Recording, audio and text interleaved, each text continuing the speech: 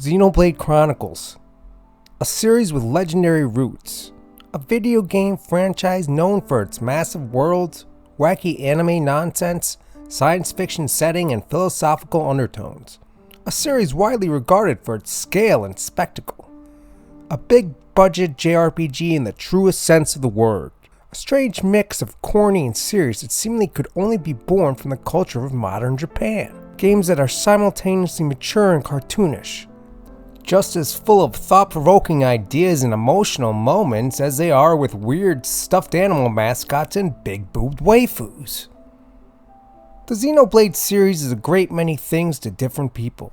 With the release of the third game of this beloved series on the Nintendo Switch, many expectations and hopes were thrust upon it. Would it be an experience that could rival our memories of playing the SNES and PlayStation favorites when we were kids? Or could it be the next great modern RPG we can put up next to the renowned Persona 5? The answer? Well, you'll have to watch this video to find out, but I can tell you one thing, it's definitely a good quest. As opposed to giving you a by-the-numbers rundown of this game by category such as graphics, music, etc., I'm going to do a little bit of a different format with this review. I'm just going to riff on some things I liked about the game, and some things I wasn't so crazy about. Xenoblade Chronicles 3 takes us to the world of Ionios, where humans are engineered to live short, brutal 10-year lives of constant war. In the world of Ionios, you're born to one of two nations, Agnes or Keves. It doesn't really matter which one you're born to. If you're born Agnes, your sole goal in life is to kill Keves scum. And if you're birthed in Keves, your goal is to kill some Agnes dirtbags. That's basically it. People in this world don't even have families.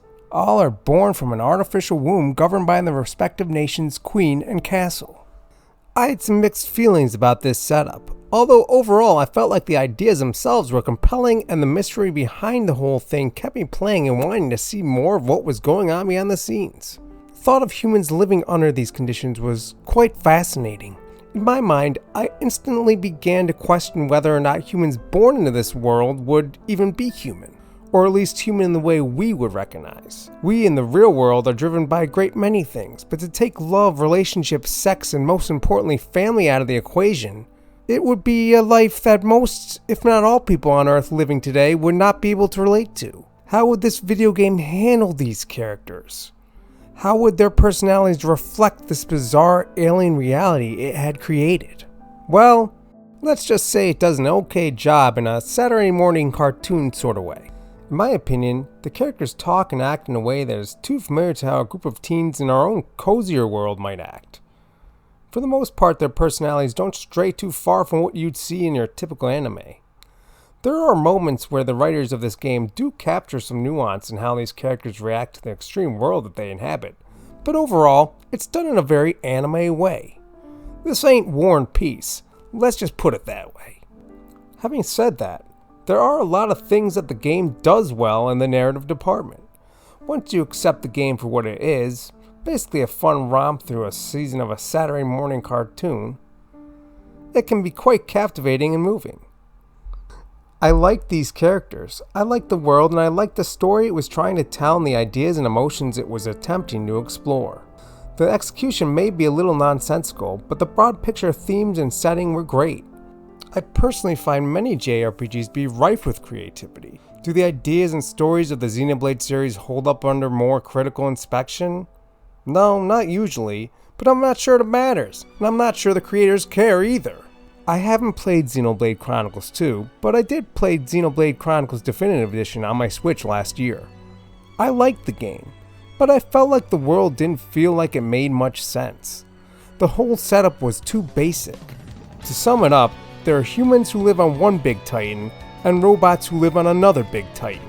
The humans are always fighting off invasions from the evil robots. That's basically it. The world doesn't have much in a way of a believable history. For example, there are some strange magical winged people who apparently the humans didn't even know existed, yet somehow these magical winged people have a tradition of always having a mixed breed princess? What? How the fuck does that make any sense? How does not one person living among the humans not know about them? It's just really stupid. It's basically on the level of some kindergarten fairy tale shit. It's a very basic fantasy story with a science fiction outfit on. It's wearing science fiction pants. There are some wild twists near the end, but it's all basically nonsense, and the emotional moments fell very flat for me. It had some interesting ideas, but I couldn't get past how non-believable the world was. Everyone lives in boring, nondescript colonies, and society isn't given any further examination beyond that. It just brings up a lot of questions in my mind, and nothing is really given any detail besides the surface level. It essentially felt like everything was just a basic outline of a story, and that was about it. What I did enjoy was the whole spectacle of it and the sights and sounds. I also enjoyed the typical RPG grind, the lengthy quest, and to a certain extent, the combat system. Now, Xenoblade 3 also has a very basic premise, but I think it does a much better job in making the world feel lived in. Now don't get me wrong, I definitely don't think everything added up, and have many questions regarding its story and setting, but it's better. There is some examination of the chain of command and the hierarchy that exists in the two countries. There are quests to actually explore in depth some of the characters who live in these colonies. Having said that, the general feel of the world is very one note. Basically a very dreary world built around the respective military societies of both nations. It's simple, but I dug the vibes. Kinda gives me some dystopian Terminator Skynet vibes or something. It's a world of teenagers living short, dirty lives filled with battle. But there's at least a little bit going on beneath the surface. A little bit of explanation of why these people live like this. I couldn't really say that about Xenoblade Chronicles 1. Now, just like the first Xenoblade Chronicles, this world also feels arbitrary and shallow at times. Any talk of history or knowledge of previous generations is noticeably lacking, but at least this time there's an in-game actual explanation for it. The reason that the game gives for this lack of knowledge doesn't make complete sense, but at least it fits into the overall theme that the game is trying to convey. I'll get more into that later, but let's get on to the gameplay. For those out there watching this video that haven't played a Xenoblade Chronicles game before, let me sum them up in the most succinct manner that I can. The Xenoblade series are lengthy, semi-open world JRPGs characterized by large zones and landscapes to explore mixed with MMO-style combat. Most of what you'll be doing is running around these large maps and watching your guys swing their weapons at big wild creatures and disagreeable humans and robots. Now, if you're like me, MMO combat may not get you going. Having said that, I ended up enjoying the combat in both Xenoblade games I played. Does the game feel a little mindless sometimes, like it's playing itself? Yeah, but by adding in features such as arts canceling and positioning, it doesn't always feel like that. At its best, Xenoblade Chronicles 3 feels like an arcade game RPG. I know that sounds weird, but that's really what it felt like to me. You and your gang just walloping up on guys, lots of bangs and booms and flashy shit going on, numbers flying all over. The shit feels like a goddamn pinball machine. This is especially true when your guys go into Ouroboros Link mode. The action freezes and you get to input special moves and watch the damage just multiply into the heavens. There's a little mathy metagame going on here where you're trying to get your burst meter over 100 while choosing which characters to use and which characters to save until the next round. There are bonuses and different effects based on what class your guys are or what moves they use, but I'm not going to get into all of that right now. It's just too hard for me to explain and not worth the effort. Just know that I found it fun.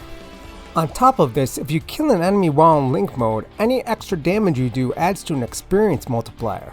I fucking love this. It cuts down on grinding so much. I loved getting enemies down to their last sliver of health and then switching last minute into burst mode to knock the experience percentage into the stratosphere. So yeah, for most of the game, you and your dudes are running from colony to colony, solving problems, helping different characters, beating up big bads from the nefarious Mobius, and moving on to another colony to further investigate the mystery behind the doomed world they live in.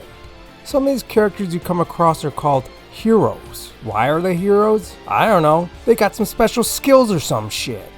And if you help them out, the game will give you access to these skills. And more specifically, they give you access to their class.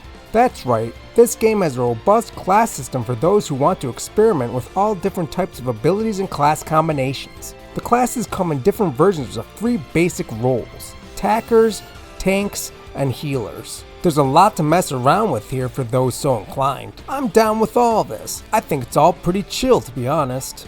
However, That's not to say that the battle system is not without flaws. In fact, I have a few pretty big damn gripes with it. First of all, there's just too many dudes on screen at once. It's goddamn chaos. I ended up turning off the regular attack numbers for my fellow party members, but left on their ability damage numbers. I felt that this was easier to follow, but even still, there's just a lot going on. Once you get past the introduction and into the meaty center of the game, you're quite suddenly in control of all 6 party members at the same time. I found this pretty jarring when it first happened. At this point, you're not given access to all that the battles have to offer. So the first couple hours of full-blown balls-out 6-member combat, I found myself constantly wondering if my input had much of anything to do with my party's success or failure at all. After all, no matter what I did, my guys were going to womp away and do their own thing. Once I realized the game wanted me to look at battles from a higher level, more of a planner and strategist role, I started to see a bit of the beauty in the system. In ways, it's closer to a real-time strategy than a traditional JRPG. Having said that, I still think having 6 guys at once is too much. 7 if you count the spot for an extra non-playable hero character. And on top of that, despite the copious amount of options given to the player in terms of class and customization, none of it is really necessary. On normal, you're probably going to be over-leveled if you use your bonus experience and do any sort of grinding. In fact, I stopped using the bonus experience to make sure the game was giving me some sort of challenge. Also, even though there are a few exceptions to this, in general the game sort of forces you to have 2 tanks, 2 healers, and 2 attackers. That setup will get you through the game almost regardless of what other customization you do to your guys. While the 6-member party battles may be overboard in terms of gameplay, the upside to having the same 6 characters together for 70 hours is the game is able to give you a lot of interaction between them. Although these characters are, for the most part, your basic anime tropes, the dialogue between them is fairly well written and acted. I especially like how all your guys say "sparks" as a cute little cuss word. It's like fuck or shit in Xenoblade 3 world. Why the spark not? The spark is that? I love it. Each of the main characters and many of the side characters get a good deal of development and backstory as well. I was invested. By the end of the game, this group really does feel like a group of friends that have been through a lot together. Not every game can succeed in doing this. There are some pretty emotional, somewhat poignant moments here. But like many JRPGs, for every heartfelt moment, there is a scene of Power Rangers type nonsense. Like I said earlier, the Japanese role-playing game, and in some ways Japanese entertainment media in general, is a strange beast indeed. This is a game that has a very sincere scene in which these test tube humans come across a real live baby born from a human mother's womb. In this moment, the characters are forced to deal with the revelation that there are actual people out there born as a result of a mother and father's love, not as weird little clone soldiers, but as helpless infants. The fact that this game presents you the opportunity to think about how your group of somewhat artificial people will react to natural human life is quite spectacular. This is an example of some cool ass shit that JRPG stories can offer when they're at their best. But this is also a game that has plenty of cringy anime moments. Your guys will go Super Sentai. 2 of your constant companions are little fluffballs dressed up in cute little soldier outfits. I love these little dudes, by the way. Bad but elites.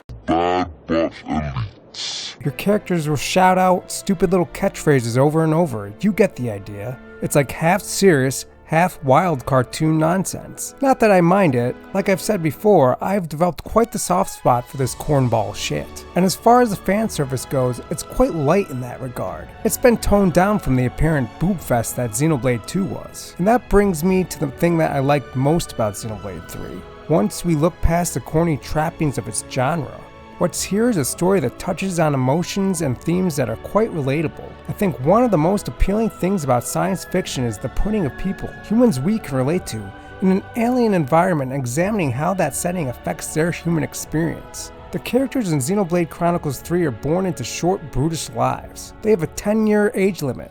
That's it. The characters are constantly grappling with the brevity and meaning in their short lives. Like I said earlier, despite being born into quite an alien world, these people are presented as being very relatable in their emotions and fears and hopes. The way these characters grapple with mortality is one of the themes that really hit me in the spot. In Xenoblade 3, these characters lament only having such a short lifespan. They think, why can't we have longer? Did we do enough?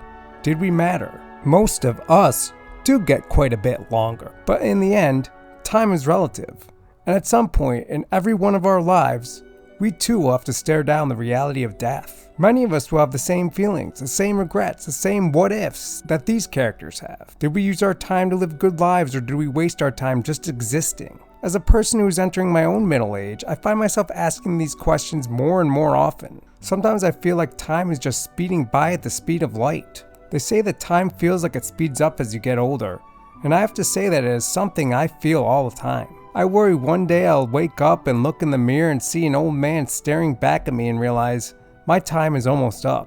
To live is to die, and coming to grips with our own mortality and limited lifespan is a universal truth of the human experience. In a broader sense, the fear of dying is the ultimate fear of change. After all, there can't be much greater change than being alive to not being alive. The fear and acceptance of change is ultimately what I feel is the most important theme in Xenoblade Chronicles 3's story. This section may be sort of spoilery, so if you're worried about that sort of thing, you may want to tune out. Sometimes in life, we wish that time could stand still. We fear change. We fear the unknown. Sometimes we reminisce about the past and the way things used to be. We think, if only things could have stayed that way. If only we could have forced things not to change. We fear loss. We fear having to move on. This inability to accept that things can't stay the same forever is such a common and relatable feeling. It's been done an innumerable amount of times in fictional media. And it's always very compelling because it's core to the human condition. In Xenoblade Chronicles 3, the main antagonists, called Mobius, have this ability to prevent change. The members of Mobius don't want the world to progress. They want time to be stuck in an endless loop. That is why they have created a stagnant world of constant war and stalemate. Mobius needs a regular supply of human life force to fuel their own immortality as well as keep the world in a state of attrition. There ends up being a very meta sci-fi reason for why they are doing so, but I'm not really going to go into that. I think the theme of not wanting to move on, to want to pause things as they are, this fear of time moving forward, this was something that really struck a chord in me. To give a more specific example of how the game examines this theme, I'm going to talk about the story of two members of Mobius, ridiculously obviously named N and M. N and M are, as you'll figure out as soon as you see them, versions of our two main protagonists from a countless number of cycles in the past. In a very touching flashback, we see the many times that Noah was unable to save Mio or stay with her. It's explained to us that in one of Noah's lives, he was approached by Mobius and given the option to save Mio and be with her for an eternity. Although this proves to be the wrong decision as it corrupts Noah and turns him into the antagonist N. His desire to want to hold on, to not be able to let go, is so relatable. How many of us have the same desires? To be able to freeze time and just live in our favorite moments forever. Maybe if we went back and said something or did something different to that person we love so much, they would still be here. I personally have thought a lot about this. Having in the last year a lost relationship that I'd hope would last, this really hit me in the feels. But the truth is, we can never hold on to these moments. In a way, Xenoblade Chronicles 3, like other media that has done this before, is using Mobius as an example to show us the folly of not being able to let go. It may be the hardest thing we ever have to learn as humans, but our inability to do so will always lead to more pain. I realize I spent most of the time in this talking about the story and themes of Xenoblade Chronicles 3, but that's because that is the thing that really sticks with me about the experience. Obviously the graphics were good for the Switch, the music is awesome, the voice acting was solid, and the design of the world was great. This is a big JRPG with a solid budget. Maybe not AAA, but as big as we're gonna get for this sort of JRPG usually.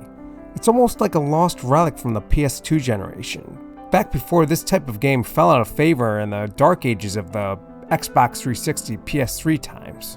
The fact that this type of game still exists and is being promoted by Nintendo and being nominated for Game of the Year at the Game Awards, for whatever that's worth, really brings a smile to my face. So yeah, man, I love Xenoblade Chronicles 3. Is it one of the greats? I'm not sure. Probably not, but it's a fun romp through an imaginative anime Saturday morning cartoon sci-fi world. It's got sights and sounds, wild action, and fantastic colors. On top of that, it really touched me. Despite all the goofy nonsense that comes from its anime roots, it had moments that really hit home. Some of the stuff is on the nose, sure, but the developers encased moments in this little video game that really touched upon what it is to being a living being burdened with emotion and consciousness. Basically, what it is to be human. Any game that can touch me and make me feel things on a personal level must be doing something right. Is it a game with flaws? Sure, it's not a perfect game, but I'd definitely say it's a Briz recommendation. And a new feature to the Briz Reviews video series. I will now be giving scores to these games. The scores will be based out of 10 and will include decimal points. Xenoblade Chronicles 3 I will give a 9.0 out of 10. See you guys next time.